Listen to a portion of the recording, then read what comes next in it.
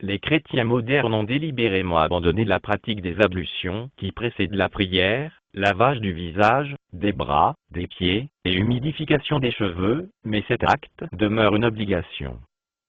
Car tous les prophètes sans exception accomplissaient leurs ablutions comme nous le montre la Bible, et Moïse et Aaron avec ses fils en lavèrent leurs mains et leurs pieds. Et quand ils entraient au tabernacle d'assignation, et qu'ils approchaient de l'autel, ils se lavaient, selon que l'Éternel l'avait commandé à Moïse. Exode 40, 31-32. Bien que Paul ait corrompu les enseignements de Jésus, paix et bénédiction sur lui, il accomplissait lui-même ses ablutions. Exemple, Paul ayant donc pris ces hommes avec lui, et le jour suivant s'était purifié avec eux. Actes 21, 26. Les femmes musulmanes accomplissent la prière en se couvrant les cheveux. Exemple dans la Bible, mais toute femme qui prie, ou qui prophétise sans avoir la tête couverte, déshonore sa tête, car c'est la même chose que si elle était rasée. Si donc la femme n'est pas couverte, qu'on lui coupe les cheveux. Or s'il est déshonnête à la femme d'avoir les cheveux coupés, ou d'être rasée, qu'elle soit couverte, 1 Corinthiens 11, 5-6. Et encore, jugez entre vous-mêmes, est-il convenable que la femme prie Dieu sans être couverte?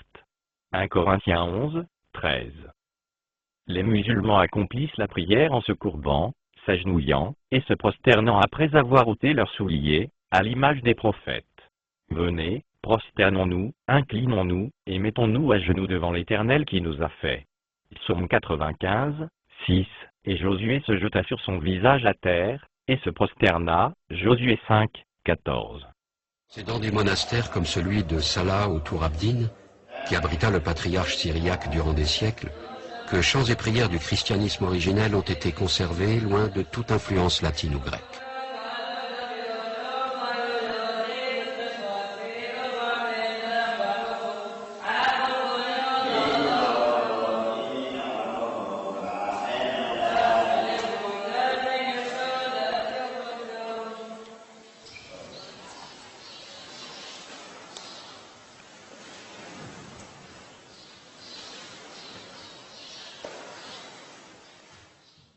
Et Dieu dit, n'approche point d'ici, déchausse tes souliers de tes pieds, car le lieu où tu es arrêté est une terre sainte.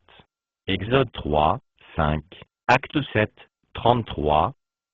Autre exemple, et Élie monta au sommet du Carmel, et se pencha contre terre, il mit son visage entre ses genoux. 1 Roi 18, 42.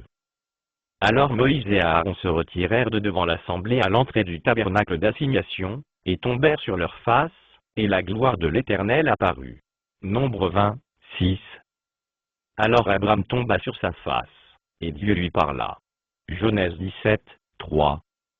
Et lorsque Jésus se rendit au jardin de Gethsémané pour implorer Dieu de le délivrer du piège que lui avaient tendu les docteurs juifs et les pharisiens, il se prosterna le visage contre terre, priant, et disant, « Mon Père. » Matthieu 26, 39. Le mot « Allah » est inaccoutumé pour un nom musulman, mais sachez que ce nom a été utilisé par tous les prophètes, depuis Adam jusqu'à Mohammed, paix et bénédiction sur lui. Il s'agit de la contraction des deux mots arabes « al-ilah », c'est-à-dire le Dieu. En supprimant la lettre I, vous obtenez le mot « Allah », et selon sa position dans une phrase en arabe, ce mot peut apparaître sous la forme d'Allah qui est très proche du mot hébraïque pour désigner le Créateur, Eloah. Elohim est le pluriel révérencieux d'Eloah chez les Juifs. Dans les langues orientales, il existe deux formes de pluriel, celui des nombres et celui qui marque le respect.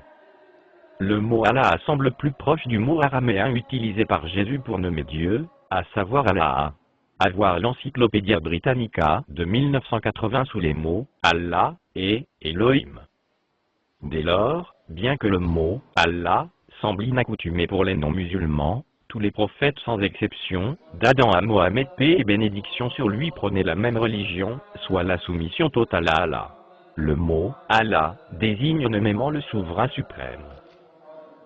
Il ne peut être décliné selon le nombre ou le genre. Il ne peut donc jamais apparaître sous la forme plurielle, ou bien être décliné au masculin ou au féminin, contrairement aux mots Dieu et déesse, qui sont utilisés en langue française. Les mots Dieu et Créateur prêtent en outre à confusion, car de nombreux chrétiens les emploient toujours pour désigner Jésus. Le mot « Allah » ne constitue pas l'unique singularité qui caractérise les musulmans, mais également la manière dont ils l'adorent en accomplissant leurs ablutions, en se courbant, s'agenouillant et se prosternant. Contrairement au judaïsme et au christianisme, le mot islam a été choisi par Allah, le Créateur lui-même, comme nous le dit le Coran dans la sourate 5, verset 3. Aujourd'hui j'ai parachevé pour vous votre religion, et accompli sur vous mon bienfait. Et j'agrée l'islam comme religion pour vous. Ni le judaïsme, ni le christianisme n'ont été nommément cités dans l'Ancien et le Nouveau Testament, ni même dans l'un des dictionnaires de la Bible. Aucun prophète israélite n'a jamais mentionné le mot judaïsme, et Jésus n'a jamais prétendu instaurer le christianisme sur terre, et ne s'est jamais identifié en tant que chrétien. Nous pouvons interpréter la Bible, et corriger les erreurs qui se sont glissées dans les croyances, juives et chrétiennes, grâce au texte coranique. Ce livre constitue la dernière révélation divine, et n'a jamais souffert d'aucune altération ou corruption. Allah exalté et glorifié a lui-même préservé ce texte de toute corruption, c'est le livre au sujet duquel il n'y a aucun doute. Sourate 2, verset 2. En vérité c'est nous qui avons fait descendre le Coran, et c'est nous qui en sommes gardiens. Sourate 15, verset 9.